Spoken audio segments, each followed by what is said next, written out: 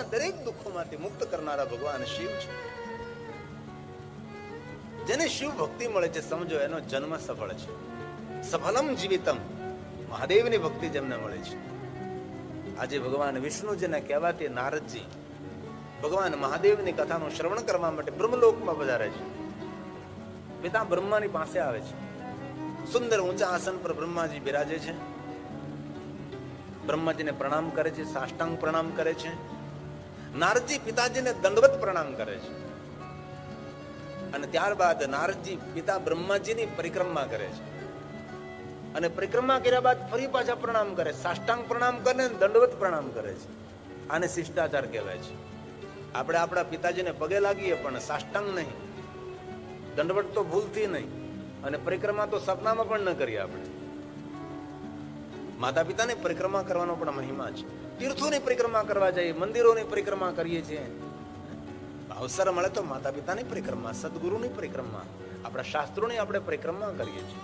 આપણી આ શ્રેષ્ઠ પરંપરા છે પરિક્રમા, તેનો એક મહિમા છે.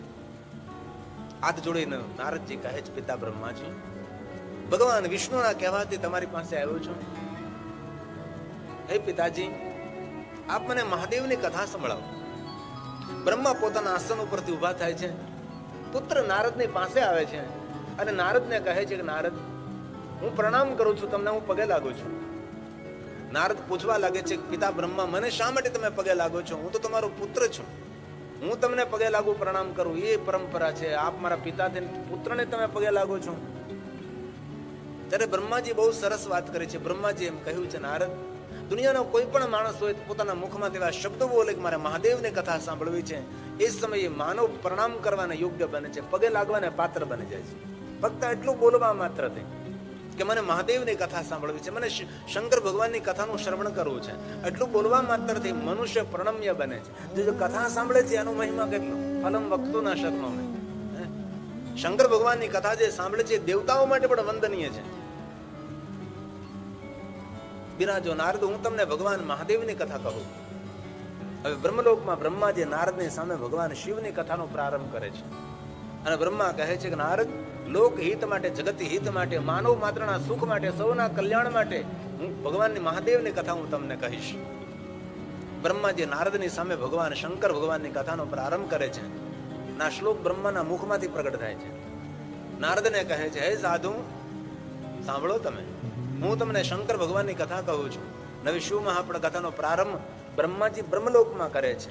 બ્રહ્મા બોલે છે, ભો બ્રહ્મન સાધુ પુષ્ટો ત્વયા વિબુધ સતતા લોકોપકારિણા નિત્યમ લોકાના હિતકામ્ય. જગત હિત માટે, લોકોના કલ્યાણ માટે, લોકાના હિતકામ્ય, જગતના સુખ માટે, માનવ માત્રના કલ્યાણ માટે. હે નારદ, હું તમને ભગવાન મહાદેવની કથા કહું છું.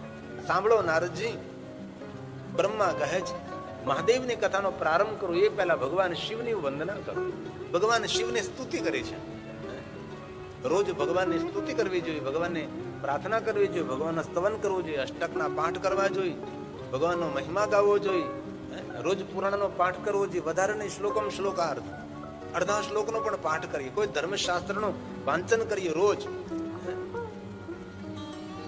આજે મોબાઈલે પુસ્તકોની હત્યા કરી નાખી છે.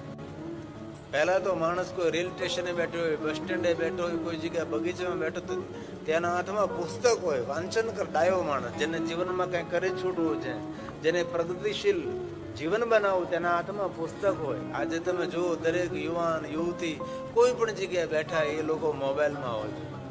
અને મોબાઈલ એવો વિચલિત છે કે એક સરખું ના જોવે, બદલા જ કરે, બદલા જ કરે, બદલા જ કરે, બદલા જ કરે, તળિયું જ ના આવે. કાલે અમે ગંગા કિનારા વિચરણ કરવા ગયા હતા તો કેટલા યુવાન દીકરા દીકરીઓ ગંગા કિનારે બેઠા હતા. ગંગાના જલ પ્રવાહ અમે તેનું ધ્યાન નહીં હતું, તે સૌનું ધ્યાન મોબાઈલમાં હતું. અમે બધા નીકળ્યા હતા તો જેને જુઓ તેનું ધ્યાન મોબાઈલમાં હોય છે. ભલે જરૂરી છે, તે આવશ્યક છે જાણવું, જોવું, પણ આજે વિચારને ખતમ કરી દીધા છે મોબાઈલ. આવી બની ગયો આપણા વિચારો ઉપર. આપણે શું કરવું છે તેનો વિચારવા જ નથી દેતો. ઘણી બહેનોને બપોરના 12 વાગી જાય, હું ભોજન બનાવું તે વિચારવાનો સમય મોબાઈલ નથી આપતો. બપોર આમ ખબર ન પડે કે 12 સાડા 12 થઈ જાય તો પતિદેવ આવે ને જયારે ફૂફાડા મારવા લાગે ત્યારે ખબર પડે કે ઓ 12 વાગી ગયા, મેં કઈ કર્યું નહીં. આટલો મોબાઈલ હાવી થઈ ગયો છે. તેથી આપણે યુવાન દીકરા દીકરીને આપણે કહીએ થોડા મોબાઈલથી દૂર રહે. મોબાઈલ એ બોમ્બ છે.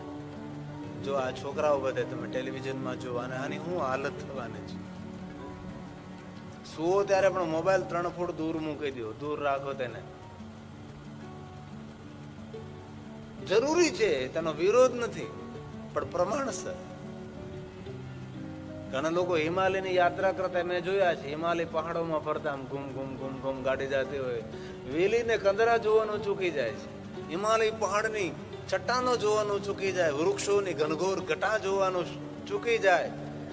ભાગતો ભાગતો જલ પ્રવાહ અને બહેતા ઝરણોને જોવાનું ભૂલી જાય અને મોબાઈલનો જોતા જોતા હિમાલય પહાડની યાત્રા કરતા હોય. તમે જોતો ખરા જે નજારો જોવાનો છે, જે વાસ્તવિકતા છે, જે જીવંત દ્રશ્ય છે, એની પાસે એ સૂઝ નથી કે આપણે એ જોવું જોઈએ કે મોબાઈલ જોવો જોઈએ.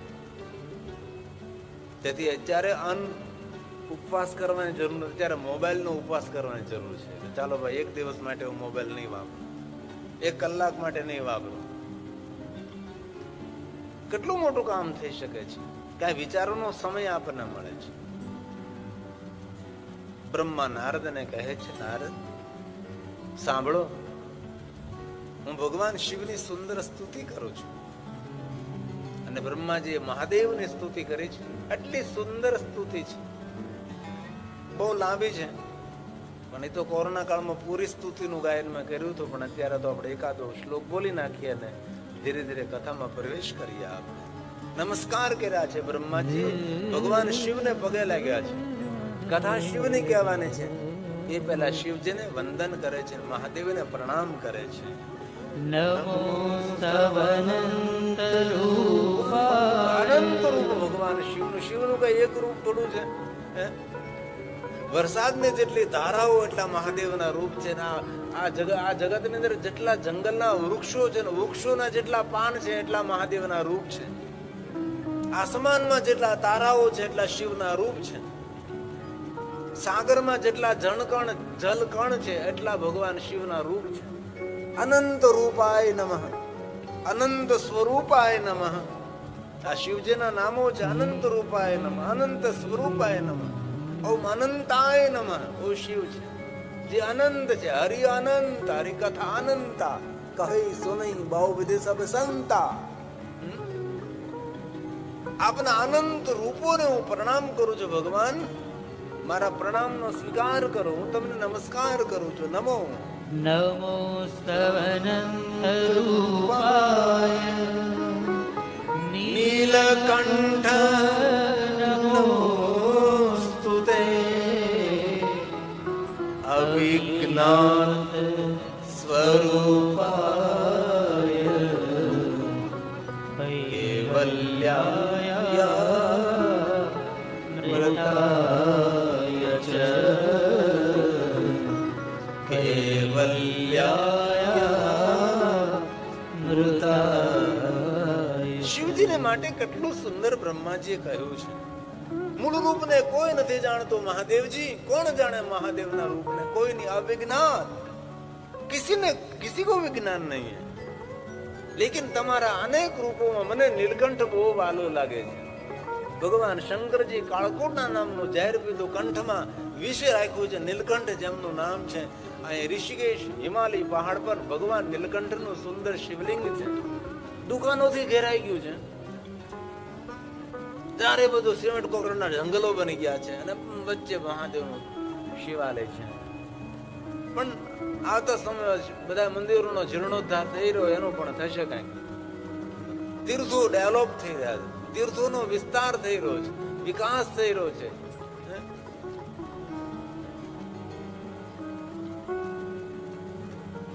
વધારે તો નથી કહેતો, પણ ખૂણે ખાંચકેથી માળી સમાજને ગોતીને સંગઠિત રહેજો. સમાજ ભણી ગણીને શિક્ષિત બને જરૂરી છે, પણ તેના કરતા સમાજનું રક્ષા થાય એ પણ બહુ જરૂરી છે. આપણા સમાજના કોઈ પણ માણસને કાંઈ પણ પ્રકારની તકલીફ પડે, એક એક સમાજનો માણસ એની પડખે ઉભો હોવો જોઈએ. કલિયુગે શક્તિ સંગે, કલિયુગની શક્તિ સંગઠનમાં છે.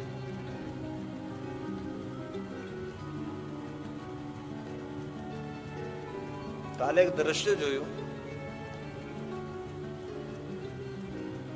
એક સિંહ હોય છે, જંગલી કૂતરાનો શિકાર કરતો હોય છે. જંગલી કૂતરા આવે જેને આપણે નાર પણ કહી શકીએ છીએ, તેનો શિકાર કરતો હતો. આ સિંહને ખબર નહીં કે આની સાથે આખું ટોળું છે, અને આખું ટોળું આવી પડ્યું. સિંહને ભારે પડી, ચારે બધું થઈ. જંગલી કૂતરાઓ સિંહને પકડી લીધો છે, અને નીચે લખેલું હતું આ સંઘની શક્તિ છે, સંગઠનની શક્તિ છે. સિંહ જેવાને પણ છૂથી નાખે. તેથી આ તમે જે હરિદ્વારમાં કથા કરી એ પણ એક પ્રમાણ તો છે ને, તમારા સંગઠનનું પ્રમાણ છે ને. તમે સંગઠિત છો તો આ તમે હરિદ્વારમાં આવીને શિવ કથા કરી શક્યા છો. અને માળી સમાજનો એટલો મોટો કોઈ વિસ્તાર ન હોય, એ સમાજ બહુ નાનો સમાજ હોય ને. કઈ આપડા કામ એટલો બધો મોટો સમાજ ન હોય. ગામ એકાદ બે ઘર હોય, શહેરો થોડા ઘર હોય. જેવી રીતે અમારો 10 નાનો સમાજ, એટલો બધો કઈ મોટો સમાજ ન હોય, નાનકડો સમાજ, લઘુ સમાજ હોય છે. આપણે સંગઠિત નહીં બનીએ તો કૂતરા આપણને ભસતા રહેશે.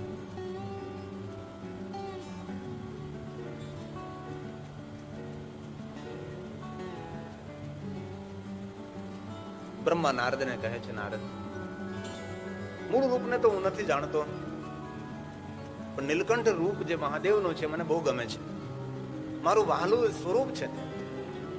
નારદે બ્રહ્માજીને પૂછ્યું પણ ખરું કે પિતા બ્રહ્માજી, ભગવાન શિવના તો બહુ બધા રૂપ છે. ગંગાને ધારણ કરી એ કેટલું સુંદર રૂપ ભગવાન શંકરજીનું છે. નૃસિંહ ભગવાનને શાંત કર્યા એ કેટલું સુંદર ભગવાન શિવનું રૂપ છે. પાર્વતી સાથે સુંદર મંગલ ફેરા કરતા તે કેટલું સુંદર ભગવાન શિવનું રૂપ છે.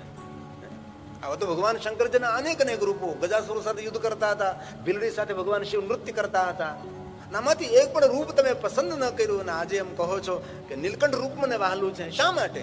જ્યારે બ્રહ્માજીએ નારદને એમ કહ્યું કે જગતના હિત માટે, દેવતાઓના દુઃખને દૂર કરવા માટે જેને વિષપાન કર્યું છે, અને દુનિયામાં વહાલો એ જ લાગે છે બીજાના દુઃખને દૂર કરે છે, બીજાના દુઃખમાં ભાગ લે છે, એ જ માણસ સારો લાગે છે.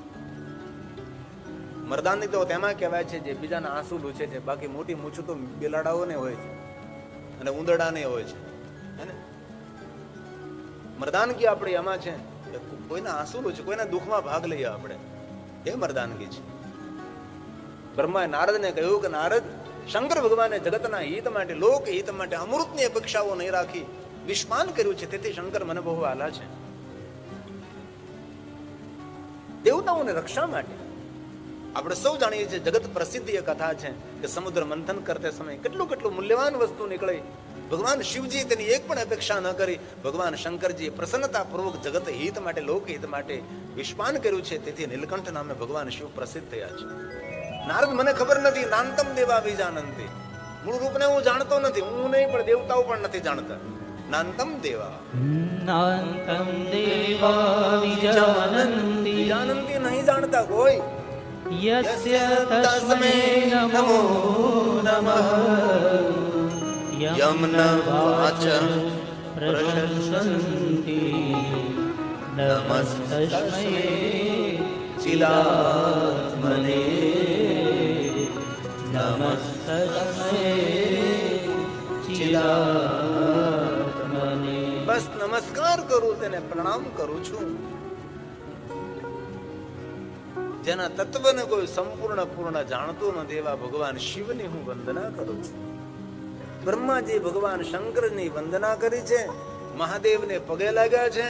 હવે બ્રહ્માજી નારદની સામે ભગવાન શિવની કથાનો પ્રારંભ કરે છે. ત્યારે બ્રહ્મા નારદને એમ કહે છે કે નારદ, મહાદેવની કથા જ્યારે પ્રારંભ થાય છે ત્યારે જગતના બધા જ પાપો બળીને ભસ્મ થાય છે.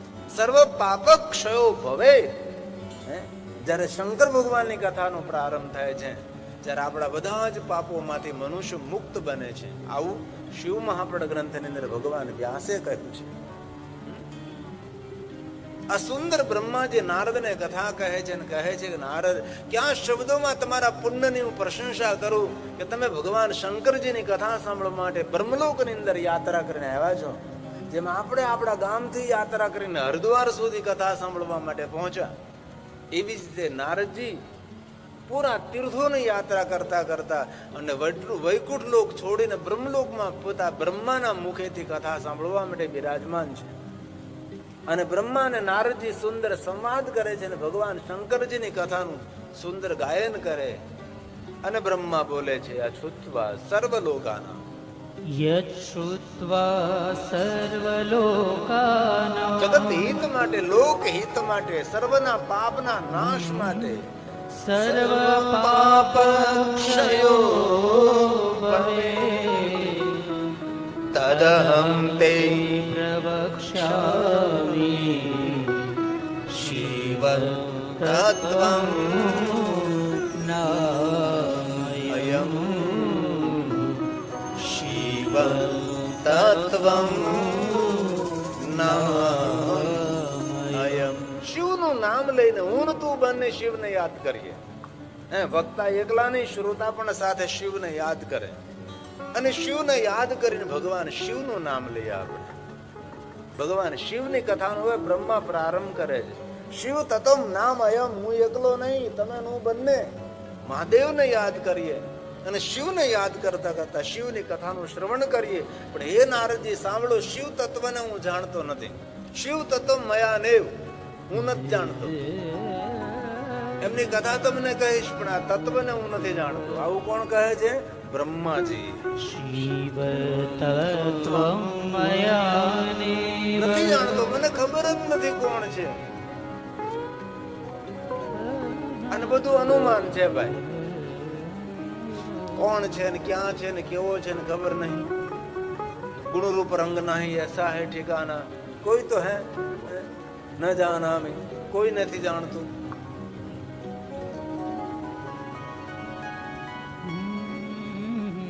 વ્યાસ ભગવાને પણ કહ્યું ન તવે તદ વર્ણિયામાં, મને ખબર જ નથી કોણ છે. એમનું વર્ણન કરવા માટે મારી પાસે વાણી નથી, મારી પાસે શબ્દો નથી. અને ઈશ્વર પ્રત્યે તો બધી ધારણા છે ને, શ્રદ્ધા ને વિશ્વાસ એ જ એના રૂપ છે. બાકી કોને ખબર ક્યાં હોય ને શું હોય. 60, 70, 80 એવું વર્ષનું 100 વર્ષનું જીવન ભાઈ, આગળ જીવન કહેવાય. દુર્લભ મનુષ્ય દેહી નામ ક્ષણ ભંગોરા, 100 વર્ષમાં બધું છોડીને જતું રહેવાનું, આ કાંઈ કે જીવન કહેવાતું છે. એટલું જ તે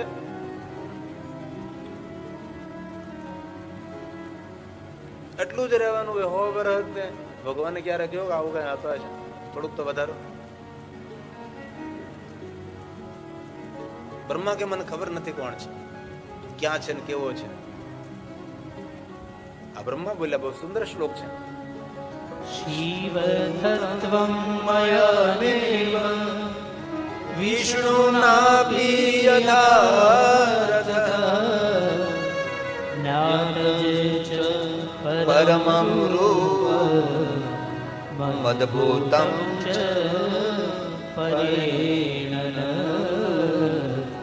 મદભૂતં ચ પરેણન.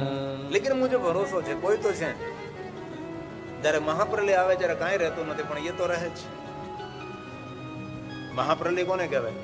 પૃથ્વી પણ ન રહે અને મહાપ્રલય કહેવાય.